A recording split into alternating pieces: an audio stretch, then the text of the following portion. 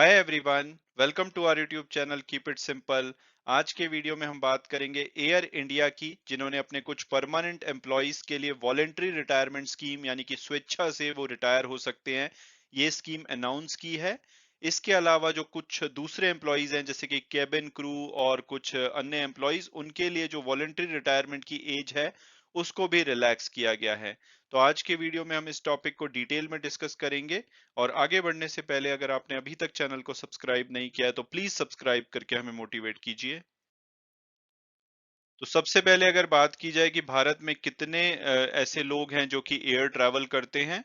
तो अगर हम एक नॉर्मल ईयर को देखें जो कि फाइनेंशियल ईयर 2019 था, क्योंकि आपको याद होगा कि मार्च 2020 में यानी कि फाइनेंशियल ईयर 2020 एंड होने से पहले ही कोविड की रेस्ट्रिक्शंस लग गई थी, तो फाइनेंशियल ईयर 2020 में भी ट्रैवल कुछ हद तक इम्पैक्ट हुआ था। लेकिन 2021 फाइनेंशियल ईयर में तो ये बहुत ज्यादा इम्पैक्ट था। तो अगर हम 2019 और 2020 फाइनेंशियल ईयर देखें तो लगभग 34 से 35 करोड़ जो ऐसे यात्री होते थे जो कि एयर ट्रैवल करते थे, और इसमें से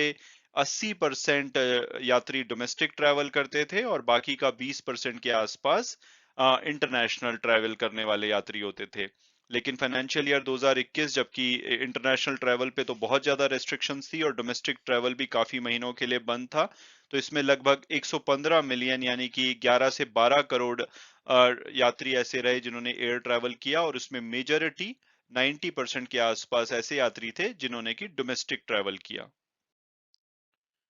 और अब अगर बात की जाए कि भाई किस एयरलाइन का जो मार्केट शेयर है वो इंडियन डोमेस्टिक और इंटरनेशनल ट्रैवलर में सबसे ज्यादा है, तो डोमेस्टिक मार्केट शेयर की बात की जाए, ये 2021 फाइनेंशियल ईयर का डेटा है। जबकि जो डोमेस्टिक मार्केट ट्रैवलर थे वो 90% रहे थे ओवरऑल एयर ट्रैवलर्स के। तो उसमें सबसे बड़ा शेयर आता है इंडिगो का, जिनके पास 55% मार्केट शेयर है इंडियन डोमेस्टिक ट्रैवलर्स का। उसके बाद स्पाइस जेट आपको दिखेगा 13.3% मार्केट शेयर के साथ,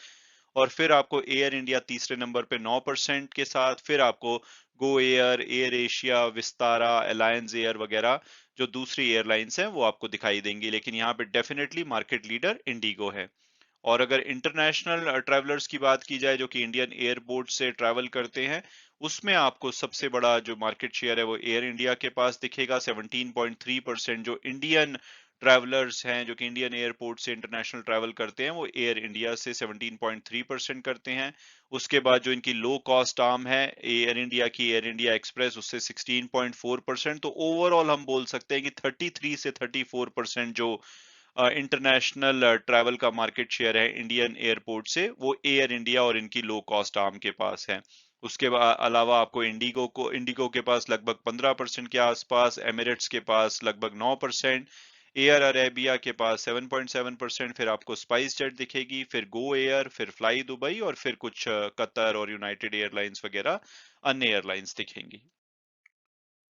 और अब अगर बात की जाए लेटेस्ट डेवलपमेंट की, तो जो टाटा ने एयर इंडिया को पिछले साल एक्वायर किया था, उसके बाद अब इन्होंने अनाउंस किया है कि इन्होंने अपने जो परमानेंट एम्प्लॉइज हैं एयर इंडिया के, उनके लिए वॉलेंट्री रिटायरमेंट यानी कि स्वेच्छा से वो रिटायर हो सकते हैं, ये स्कीम अनाउंस की है। इसके अलावा कुछ एम्प्लॉइज के लिए जो ये स्कीम अवेल करने की मिनिमम एज 55 थी, उसको घटा करके 40 साल कर दिया है। तो जो अभी एग्जिस्टिंग जो स्टैंडिंग ऑर्डर या सर्विस रेगुलेशन है एयर इंडिया के, उसके हिसाब से जो परमानेंट एम्प्लॉइज हैं एयर इंडिया के, वो वॉलेंट्री रिटायरमेंट अवेल कर सकते हैं। हालांकि उनको कुछ क्राइटेरिया मीट करने पड़ेंगे, जैसे कि 55 साल उनकी मिनिमम एज होनी चाहिए, इसके साथ साथ 20 साल उनको कंटिन्यूअस सर्विस यानी कि बिना बीच में छोड़े सर्विस करते हुए हो जाने चाहिए, तब वो इस स्कीम का लाभ उठा सकते हैं। इसके अलावा जो कैबिन क्रू, क्लैरिकल, एलाइड जैसे कि ग्राउंड स्टाफ वगैरह और जो अनस्किल्ड एम्प्लॉइज हैं, उनके लिए जो एज का क्राइटेरिया है वॉलंटरी रिटायरमेंट का, उसको भी रिलैक्स कर दिया गया है, 55 की जगह 40 साल कर दिया गया है। इसके अलावा कंपनी ने अनाउंस किया है कि जो एम्प्लॉई 1 जून 2022 से लेकर के 31 जुलाई 2022 यानी कि नेक्स्ट 2 महीने में वॉलंटरी रिटायरमेंट को चूज करते हैं, उनको जो भी अमाउंट दिया जाएगा कंपनी के द्वारा, अगर वो वॉलंटरी रिटायर होते हैं, जो भी सेवरेंस पैकेज वगैरह दिया जाएगा, उसके अलावा एक स्पेशल वन टाइम अमाउंट भी दिया जाएगा अगर वो इस पीरियड के बीच में वॉलंटरी रिटायरमेंट को चूज करते हैं। और ऑफिशियल्स ने ये भी बोला है कि ये एयरलाइन हिस्ट्री की अगर बात की जाए तो ये पहली बार है जब वीआरएस ऑफर की जा रही है कैबिन क्रू को भी। इसके अलावा अगर कुछ और डेवलपमेंट्स की बात की जाए तो एयर इंडिया के ओवरऑल 12,085 एम्प्लॉइज हैं, जिसमें से कि 8,084 जो परमानेंट एम्प्लॉइज हैं और 4,001 कॉन्ट्रेक्चुअल एम्प्लॉइज हैं। तो जो वीआरएस की स्कीम ऑफर की जाएगी वो ये परमानेंट एम्प्लॉइज को की जाएगी जो कि 55 साल की एज अटेन कर चुके हैं या कुछ केसेस में 40 साल की एज, इसके अलावा जो उनकी 20 साल की सर्विस हिस्ट्री है।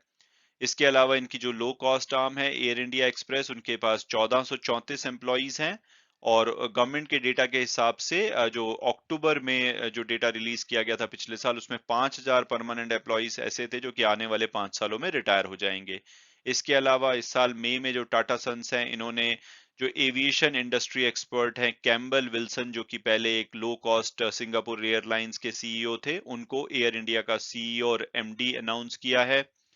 और एक तरफ तो कंपनी ने वीआरएस यानी कि वॉलंटरी रिटायरमेंट स्कीम अनाउंस किया है, लेकिन एट द सेम टाइम इनकी एक हैवी रिक्रूटमेंट ड्राइव भी चल रही है, जहां पे ये कोलकाता, मुंबई, बेंगलुरु और हैदराबाद में वॉक इन इंटरव्यूज के लिए जो कैबिन क्रू है उनको इनवाइट कर रहे हैं। तो भाई ये नए एम्प्लॉयज क्यों हायर कर रहे हैं और पुराने को कह रहे हैं कि छोड़ दीजिए? तो इसका रीजन कंपनी ने ये दिया है कि भाई ये फ्रेश ब्लड लाना चाहते हैं और जो एम्प्लॉयज इनके पुराने हैं वो जो एयरलाइन इंडस्ट्री में नॉर्मली जो सैलरी दी जाती है उससे ज्यादा सैलरी पे वो लोग बैठे हैं, तो ये अपने जो ओवरऑल कॉम्पनसेशन के एक्सपेंसेस हैं उसको भी थोड़ा सा कम करना चाहते हैं। हालांकि एयर इंडिया लगातार लॉस मेकिंग रही है, लेकिन इसके जो एम्प्लॉइज हैं वो दूसरी एयरलाइंस के मुकाबले में ज्यादा जो उनकी सैलरी पैकेजेस हैं। इसके अलावा एक ये वॉक इन इंटरव्यू तो चल रहे हैं केबिन क्रू के, इसके अलावा ये जो पोचिंग भी कर रहे हैं मिड और सीनियर लेवल एग्जीक्यूटिव के लिए, जो कि इनकी राइवल एयरलाइंस हैं, जैसे कि जो इनके स्पेशलाइज्ड एरिया है engineering, network planning, revenue management, उसके लिए ये एम्प्लॉइज दूसरी एयरलाइन से भी हायर कर रहे हैं। जैसे कि अगर एग्जाम्पल के लिए देखें तो अरुण कश्यप, जो कि इंजीनियरिंग डिपार्टमेंट को लीड करते थे स्पाइस जेट पे, उन्होंने हेड ऑफ इंजीनियरिंग की तरह टाटा की एयर इंडिया में ज्वाइन किया है। इसके अलावा ये अपनी जो दूसरी टाटा की कंपनीज हैं वहां से भी एम्प्लॉइज लेकर के आ रहे हैं एयर इंडिया में, जैसे कि राजेश डोगरा जो कि टीसीएस वेटरन है और पासपोर्ट जो सेवा प्रोग्राम था उसको हेड किया था, उनको अब इन्होंने कस्टमर एक्सपीरियंस और ग्राउंड हैंडलिंग का हेड बनाया है। सत्या रामास्वामी जो हेड ऑफ स्ट्रेटेजिक इनिशिएटिव थे टाटा डिजिटल में, वो अब एयरलाइन के चीफ डिजिटल और टेक्नोलॉजी ऑफिसर होंगे। और इसके अलावा भी जो टाटा कंसल्टेंसी सर्विसेज के हेड थे साउथ अफ्रीका में, उनको भी इस एयर इंडिया की वेबसाइट और जो कॉल सेंटर के रिवैम्प प्रोजेक्ट का हेड बनाया गया है। तो इस तरह से एम्प्लॉइज डेफिनेटली हायर किए जा रहे हैं, बट जो पुराने एम्प्लॉइज हैं उनको कंपनी चाहती है कि वो छोड़ें, क्योंकि उनकी एक तो सैलरी ज्यादा है, थोड़े से वो ओल्ड एज हो चुके हैं, तो ये फ्रेश ब्लड लाना चाहते हैं जो कि इनका जो विजन है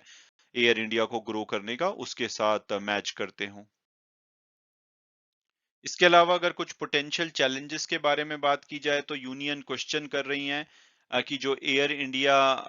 जो ये वॉलंटरी रिटायरमेंट स्कीम लेकर के आया है, ये क्या इनकी जो सेल के टाइम पे जो डील थी उसको वायलेट तो नहीं कर रहा? क्योंकि जब अक्टूबर 2021 में टाटा को एयर इंडिया की बिड का विनर अनाउंस किया गया था, तब ये बोला गया था कि एम्प्लॉइज को मिनिमम 1 साल के लिए रिटेन रखा जाएगा और सेकेंड ईयर में अगर एम्प्लॉइज को निकाला जाता है तो उनको वॉलंटरी रिटायरमेंट स्कीम के अंतर्गत अमाउंट पे किया जाएगा।